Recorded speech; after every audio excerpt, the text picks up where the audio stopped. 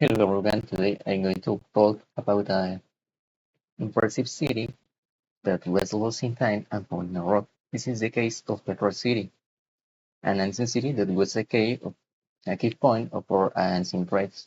It was found around the 8th century before Christ, but flourished as a capital in the 4th century before Christ. The Petra is located in the southern Jordan, in a valley surrounded by red rock mountains. The city was created by the passage of a river that left its mark on the mountains, creating a very difficult route for looters or criminals. This allowed the city to flourish with trade through it, as it was a very important point for commerce between great civilizations. Petra became an important commercial hub due to his strategic position on caravan trade routes. Petra was located an important trade route connecting Arabia, Egypt, and the Mediterranean. The use for protection and accommodation to merchant caravans, although at a high cost, which resulted in one of the consequences of the decline. The Novatines were the people who lived in Petra, and they were in charge of taxes on passing in goods and with a network or system dams and canals to collect and preserve the water that is very real in the desert. This city was very famous for his infrastructure as he was carved directly into the pink sandstone cliffs, hence his nickname, the Rose City. The Nabateans built a complex system of canals and cisterns of water supply which allowed the development of the city and arid environment. They designed more than 200 cisterns, dams, canals, and aqueducts. These technologies prevent flooding and enable organized urban life in the middle of the desert. Also, there are streets with dozens of tombs carved into the rock. The most important of Petra City is the Treasury. This is the most famous monument. It's called the Treasury, but it's actually a royal tomb. In his facade reflects a blend of Greek, Roman, and Oriental art. The monument facade is a height approximately 39 meters and a weight approximately 25 meters. Is carved directly into the rock without any additional blocks, which makes it even more impressive. Their architectural style is Hellenistic. The style predominates with the Roman and historic influences.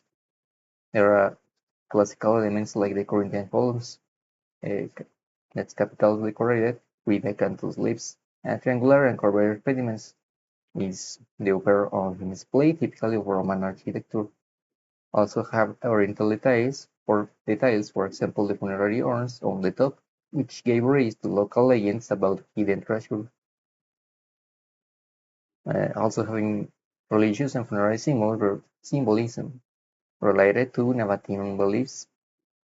Uh, the building also have sculptures and decoration. Figures sculpture on the facade include the Amazons, eagles, griffins, and Greek gods, such as Castor and Pollux, and also possibly representation of the goddess Isis, of Isis Tiche, a symbol of fortune and protection. The color of the rock is a deep pink, typically of Petra sandstones. It changes depending on the dark light, giving a magical effect. There are symbols that the monumental state reflects power, the will, and the king's connection to the divine. Also, the Greco-Roman style projects sophistication and a cultural influence to the visitors. Uh, Throughout the city, you can find buildings with Mesopotamian, Greek, and Egyptian influences, as can be seen in their pillars in some specific buildings, however triangular and covered pediments. Also, under the Roman rule, Petra was absorbed into the province of Arabia's Petraea, and buildings such as the Roman theatre and were built. Well, also by the art, their status and their lives were very important. The status and the result of the Matins, goods and goodness, the status and the lives of the Matin goods and goodnesses. Also, their status symbolized human animal figures. And this this status has different characteristic characteristics like the ornamental motifs, floral and foliage motifs, and animal motifs. As according to the painting or mosaics, there is very uh, knowledge about this topic, but there are mosaic fragments that reflects their culture that they were.